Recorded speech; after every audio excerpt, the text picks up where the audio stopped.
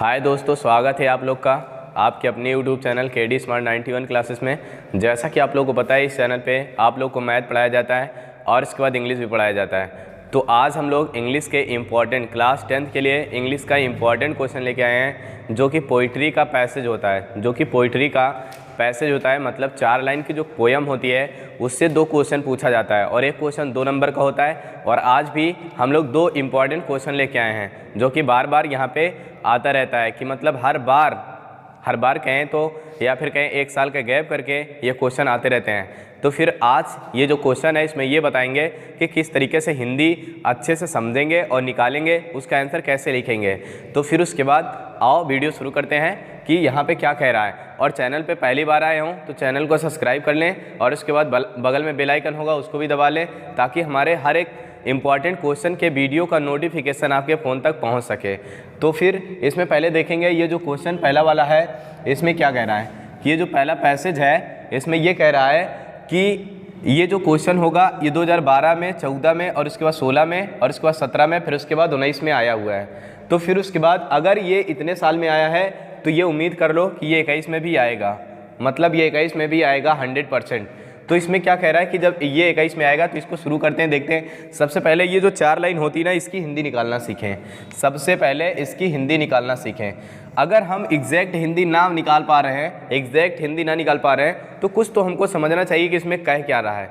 तो इस वजह से हमको सबसे पहले तो ये जानना चाहिए कि किस लेसन का ये पोयम है, किस लेसन का ये 4 लाइन जो लिया गया है किस लेसन से है। और इसके बाद फिर ये भी जानना होगा कि इसके लेखक कौन है। ये 2 पॉइंट जानते रहना, क्योंकि इस 2 पॉइंट से हमको कहीं ना कहीं 2 नंबर ज़रूर मिल जाएगा। क्योंकि ये कभी कभी ये पूछ लेता है कि ये इसके लेखक कौन है और ये पोयम कहाँ से ली गई है, कभी कभी ये पूछ लेता है। तो फिर उसके बाद आओ इसमें पहले शुरू करते हैं और क्वेश्चन फिर हम लोग बाद में देखेंगे। क्वेश्चन ये देख सकते हो, ये नीले वाले मार्कर से जो लिखा गया है ये क्वेश्चन है पूरा यहाँ तक। और उसके बाद फिर इधर भी नीले वाले मार्कर से ये क्वेश्चन लिखा गया है, तो इसमें 2 क्वेश्चन लिखा गया है और 2 ही क्वेश्चन पूछता है। तो मतलब इसमें और क्वेश्चन बन सकते हैं, ये ज़रूरी नहीं है कि यही 2 क्वेश्चन आएंगे, बट इसमें 2 क्वेश्चन और मतलब और सारे क्वेश्चन भी बन सकते हैं। तो इसमें कह रहा है कि सबसे पहले इसकी हिंदी निकालेंगे। कह रहा है ग्लोरियस फाउंटेन। ग्लोरियस मतलब क्या होता है? शानदार।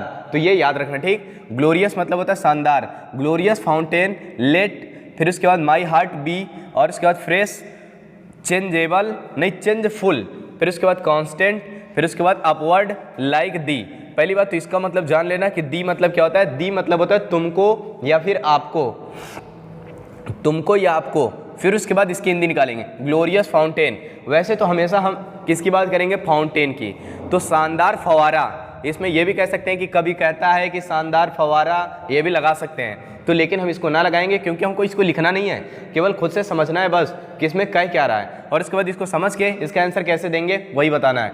तो यहाँ पे कह रहा है ग्लोरियस फाउंटेन मतलब शानदार फवारा।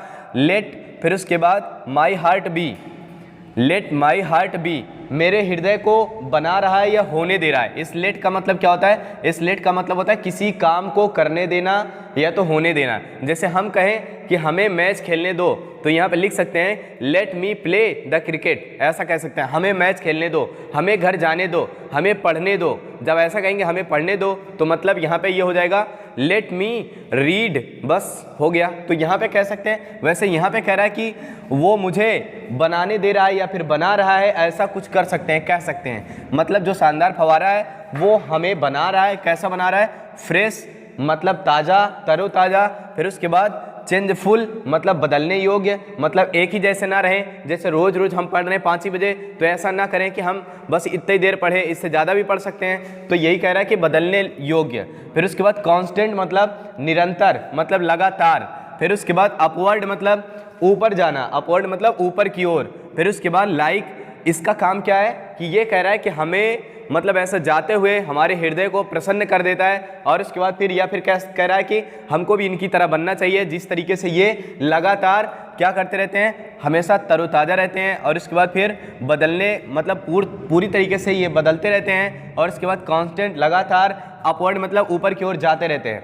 फिर उसके बाद लाइक दी, ऐसा आपको भी बनाना चाहता है। कौन? फवारा। ये कौन बता रहा है? कवि बता रहा है इसके बारे में।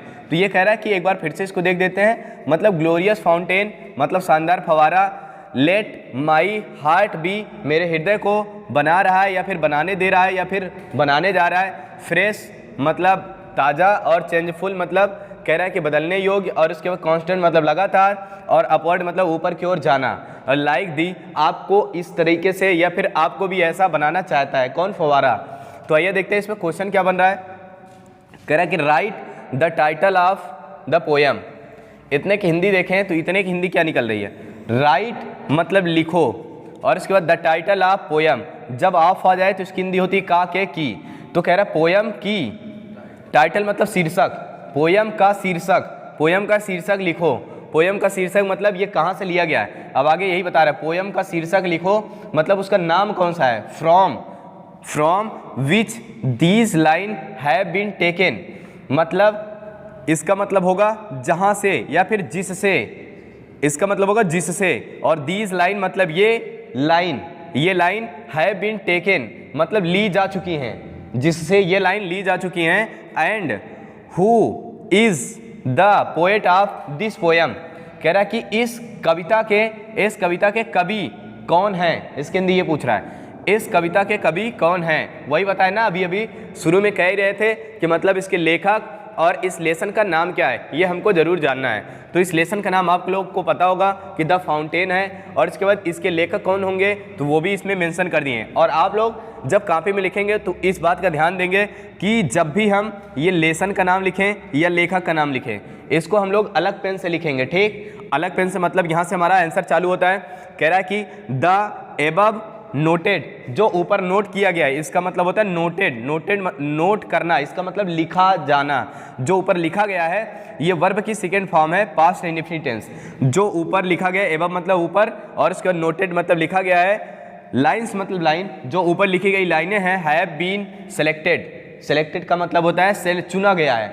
जो ऊपर लिखी गई लाइनें हैं वो चुनी गई हैं। कहाँ से चुनी गई हैं? कह रहा फ्रॉम से, अब किससे? द फाउंटेन से चुनी गई हैं। फिर उसके बाद the poet of the poem मतलब कविता के कवि इज मतलब हैं जेम्स रॉसेल लॉवेल।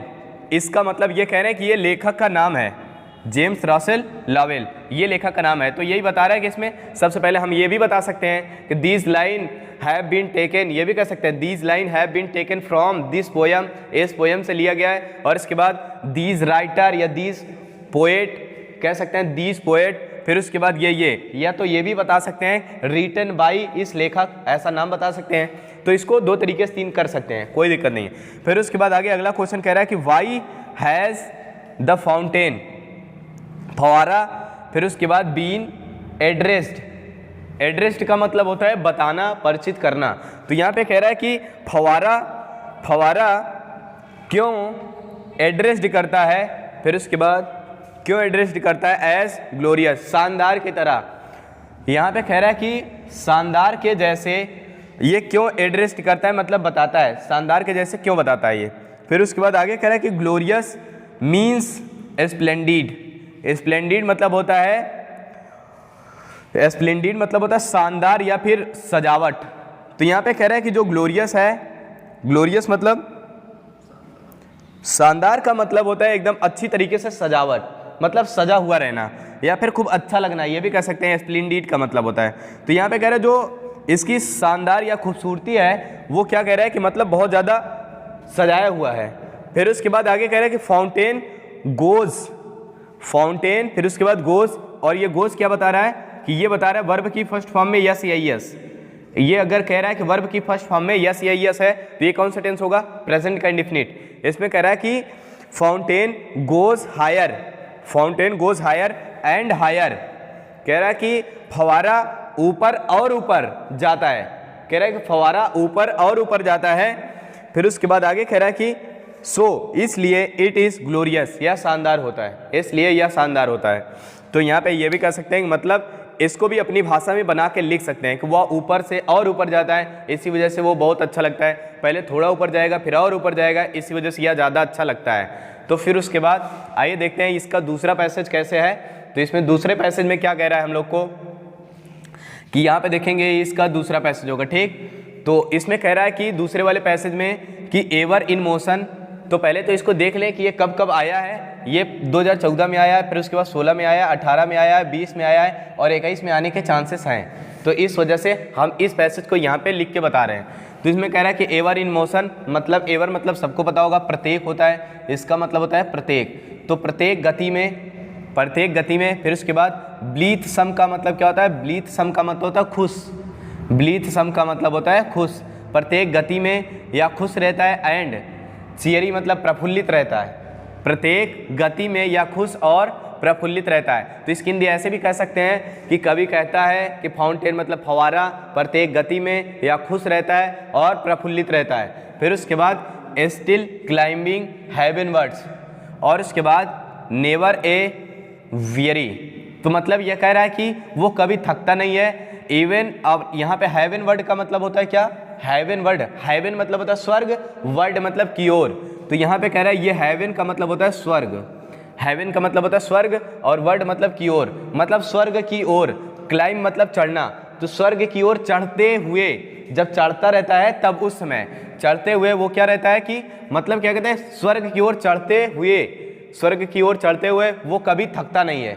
स्वर्ग की ओर चढ़ते हुए वो कभी थकता नहीं है, मतलब स्वर्ग तक जाते हुए भी वो थकता नहीं है। किसकी बात कर रहे हैं? ये कह रहा है कि फव्वारे की बात कर रहा है कि वो प्रत्येक गति में हमेशा खुश रहता है और उसके बाद फिर प्रफुल्लित रहता है, और स्वर्ग की ओर जाते वक्त या फिर चढ़ते हुए वो कभी थकता नहीं है, हमेशा चढ़ता रहता है, ऊपर आता जाता रहता है। फिर उसके बाद यहाँ पे ये पूरा हो गया होगा। अब आइए देखते हैं इसका क्वेश्चन क्या कह रहा है। क्वेश्चन तो यहाँ पे कह रहा है write the title of the poem. फिर से वही बात आई, write the title of the poem. इसमें कह रहा है कि मतलब जो कविता है, कविता के शीर्षक लिखो, कविता का शीर्षक लिखो। फ्रॉम विच, इसका मतलब जिससे, फ्रॉम विच जिससे, given piece of the poetry, मतलब ये पोइट्री का एक छोटा सा 4 लाइन की कविता, ये जहाँ से ली गई है उसकी, या गिवन मतलब होता है दिया गया, जहाँ से दिया गया हो। फिर उसके बाद यहाँ पे कह रहा है कि पोइट्री हो गया, फिर उसके बाद हैज़ बीन टेकन, जहाँ से यह लिया गया है उसी की बात कर रहा है। फिर उसके बाद आगे इसका आंसर, आपकी बार इसमें क्या नहीं पूछा है? इसमें आपकी बार राइटर नहीं पूछा है। तो इसमें अगर राइटर नहीं पूछा है तब भी हम लोग लिख दिए हैं क्या? शायद। यहाँ पे देखो ये लिख दें। इसके आगे और लिख सकते हैं कि मतलब this poem, who is the this poem writer, ये भी कर सकते हैं। इसके आगे क्वेश्चन यहाँ पे दे सकता है, लेकिन इसका आंसर हम लिख दिए हैं। तो यहाँ पे कह रहा है कि आगे फिर द एबव स्टेंजा, तो 4 लाइन की कविता को स्टेंजा बोला जाता है। 4 लाइन की जब भी कविता होगी उसे स्टेंजा बोलेंगे। The above stanza has been taken from, फिर उसके बाद द पोयम। ये कह रहा है कि ऊपर की दी गई जो 4 लाइन की कविता है या फिर स्टेंजा है वो हैव बीन टेकन, ली जा चुकी है। फिर उसके बाद आगे कह रहा है कि फ्रॉम पोयम, अब किस पोयम से? कविता से। अब यहाँ पे कह रहा है कि कविता से द फाउंटेन, मतलब फाउंटेन की कविता से लिया गया है। फिर उसके बाद कह रहा है कि Arthur of the poem is, मतलब कह रहा है कि कविता के लेखक हैं, कविता के लेखक हैं जेम्स रसेल लवेल। तो ये वही चीज़ था, इसी से ये भी लिया गया था और ये वाला भी इसी से लिया गया। फिर उसके बाद आगे कह रहा है इसका दूसरा जो आंसर है, इसमें क्या क्वेश्चन है, इसमें कह रहा है कि how does the fountain remain, how does the fountain remain in motion. यहाँ पे कह रहा है कि रिमेन मतलब क्या होता है? बने रहना। रिमेन का मतलब होता है बने रहना या बचे रहना। हाउ डज द फाउंटेन, फवारा कैसे बना रहता है? इन मोशन मतलब गति में, गति में फवारा कैसे बना रहता है? तो यहाँ पे कह सकते हैं कि द फाउंटेन मतलब फवारा, रिमेन मतलब बना रहता है। फिर उसके बाद कह रहा है कि ब्लीथ सम मतलब खुश, अभी ऊपर ये लिखे थे ब्लीथ सम का मतलब खुश। फिर उसके बाद एंड चियरी इन द मोशन, मतलब कह रहा है कि खुश और प्रफुल्लित हर एक गति में वो बना रहता है। तो फिर उसके बाद यहाँ पे ये देख चुके होंगे, इसको वीडियो को अगर ना समझ में आएगा तो एक बार वीडियो को फिर से चला के आप लोग देख लेंगे ताकि समझ में आ जाए अच्छे से। और इसके बाद इसकी हिंदी निकालना, अगर 2-3 पैसेज का आप सीख गए हिंदी निकालना तो हम ये कह सकते हैं कि अपना 4 नंबर सिक्योर कर सकते हैं। ठीक, तो फिर उसके बाद मिलेंगे अगले वीडियो में, एक अच्छे से एक इम्पॉर्टेंट क्वेश्चन लेकर के आएंगे। फिर से उसमें ऐसा ही कुछ बताया जाएगा जो कि यूपी बोर्ड का जो एग्ज़ाम होने वाला है उस एग्ज़ाम में ये क्वेश्चन आएंगे और आते हैं लगातार। तो फिर से मिलेंगे अगले वीडियो में, तब तक के लिए बाय। अगर चैनल को सब्सक्राइब ना किया हो सब्सक्राइब कर लें।